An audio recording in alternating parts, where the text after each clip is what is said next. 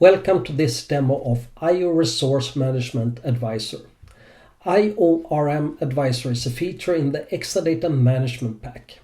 The IORM Advisor is an interactive visualization tool for analyzing flash IO resource utilization across all databases in order to determine if the system has capacity for additional IO load. Even if you run your Exadata machine virtual or as a bare metal, it is common to have a large number of databases across storage. Some databases require more I/O than others, and for some databases, fast I/O response time is also a requirement. To make sure these databases have high I/O performance, it is also common to use IO resource management to provide IO shares to databases or a group of databases. But will it be enough, or is a certain database restricted by IO resource management? The IORM Advisor will help to visualize the I/O consumption for all databases using a heat map view of peak I/O utilization compared to the limit. By coloring databases based on how close they are or if they have reached its limit, it's easy to find out if there is an I/O problem for a database or a pluggable database. Even with a large number of databases or PDBs, it is simple to identify heavy consumers using filters. The heat map provides us with a good overview where it's easy to pinpoint databases, but for a deeper analysis, there are tabular views that will allow you to get more details for each individual database and pluggable database. We provide IO utilization and your limit, and IO shares, IO profiles, and lifecycle status. This makes it easy to find out if a certain database is bucketed in wrong profile, as in this example. One of our databases has gold profile but is a test database, while a production database is a silver and has an IO issue. We are also providing customizable historical charts that will allow you to perform comparison of different IO statistics across all CDBs or PDBs within a CDB.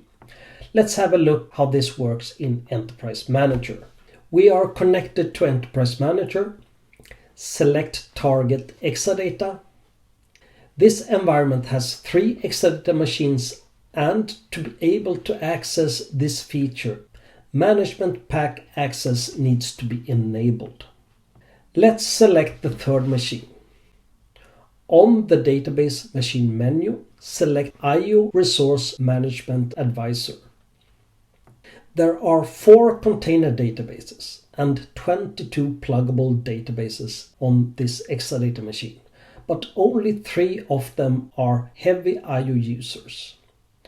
One container database is approaching the IO limit, DBSOE, and it is one PDB approaching the IO limit. The default view is the CDB view, and it should be used if you have both container databases and non-container databases. Otherwise, use the PDB view. Since both sales and RAT are green, that indicates they have no IO issue. We can now switch to a PDB view to see which PDB that reaching the IO limit. The PDB view is useful if the Exadata system has only container databases. We can see that it is PDB CDB root that has reached a critical threshold, which is 75% of its database IO limit, and that PDB SOE NA have reached a warning threshold, which is 50% of its IO limit. To identify the IO limit, we are using the peak flash IO utilization for the last 24 hours across all its storage servers. In a system with a large number of databases or pluggable databases, then it is possible to filter on PDBs or CDBs flagged as warning or critical or just by critical. Let's continue with all. We have now identified our PDBs with high IO compared to the IO limits. So now let's look at it in more details. We have 4 databases. CDB1 has 2 IO shares, SOE and sales has 4 IO shares, and RAT has 8 IO shares. So in reality, we have one plan and 4 databases with different shares. With a high share, you will have higher relative priority and access to the IO resources. In this case, RAT has 2 times higher priority compared to DB SOE and sales. But there is also an IO limit, and for DB SOE it is 20%, but it is using 25.6%. And this is why DB SOE is both above the critical threshold, which is 75%, of 20%, but it's also exposed to be throttled if other databases starts to use more IO and the storage grid reach IO limits. We have the ability to get more details by looking at historical IO utilization.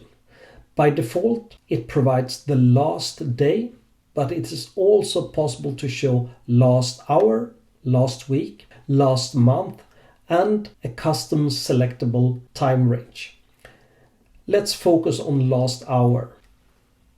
Here we provide different metrics: IO utilization, IO request per second, and IO throughput.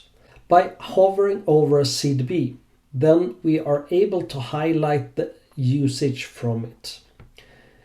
Data is presented in line charts, but it's also possible to show them in stacked charts. Here we can see that the IO utilization is around 50%, so there are plenty of resources left on the Exadata machine. By hovering over the utilization for one database, it shows database name, when and how much utilization there was at a certain time point. Same for IO requests per second.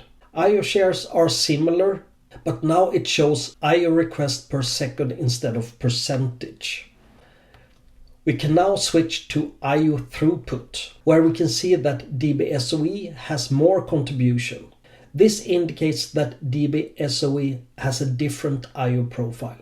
This can be caused by bad optimization with more range scans or full table scans, or it could be the nature of the application. Still an area to investigate.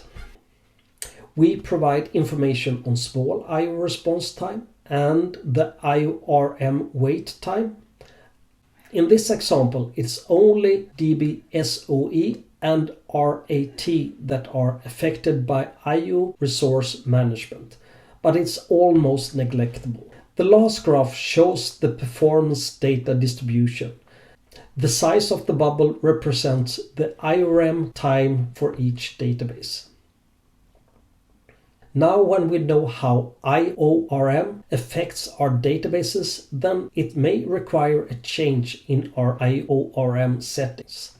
So we can access the IORM management page from this page. This ends the demo.